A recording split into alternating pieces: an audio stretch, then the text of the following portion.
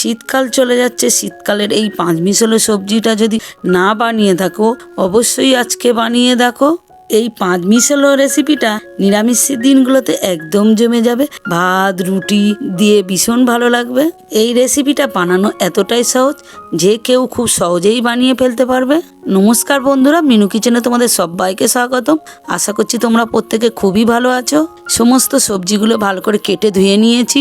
বন্ধুরা, এই ছোট্ট রেসিপিটা তোমাদের সম্পূর্ণ দেখার অনুরোধ রইল।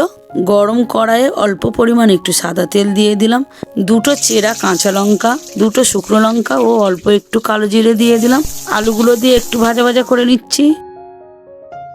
কেটে রাখা পাঁচমিশালি সবজিগুলো দিয়ে দিলাম, দিয়ে একসাথে করে একটু ভালো করে মিশিয়ে নিচ্ছি।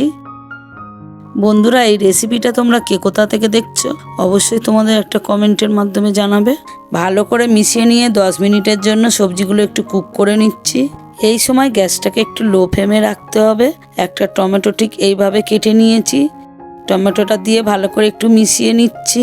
বন্ধুরা, এর আগে আমার চ্যানেলে অনেক নিরামিষ রেসিপি শেয়ার করেছি, ওই রেসিপিগুলো যদি না দেখে থাকো অবশ্যই এই রেসিপিটির শেষে দেখো। পরিমাণ মতো একটু নুন ও হলুদ দিয়ে ভালো করে মিশিয়ে নিয়ে কিছুক্ষণের জন্য একটু কুক করে নিচ্ছি। কিছুক্ষণ পরে সবজিগুলো অনেকটা ড্রাই হয়ে গেছে। বেশ একটু ভালো করে নাড়িয়ে চাড়িয়ে অল্প একটু চিনি দিয়ে দিলাম এই রেসিপিটা একটু স্বাদ মিষ্টি হওয়ার জন্য।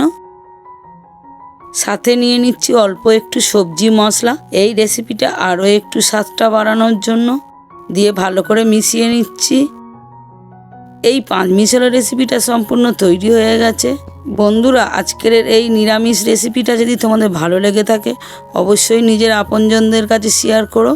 মিনু কিচেন চ্যানেলে যদি নতুন হয়ে থাকো চ্যানেলটাকে অবশ্যই সাবস্ক্রাইব করে আমাদের পাশে থেকো। দেখা হচ্ছে নতুন কোনো রেসিপিতে। তোমরা সবাই ভালো থেকো, সুস্থ থেকো।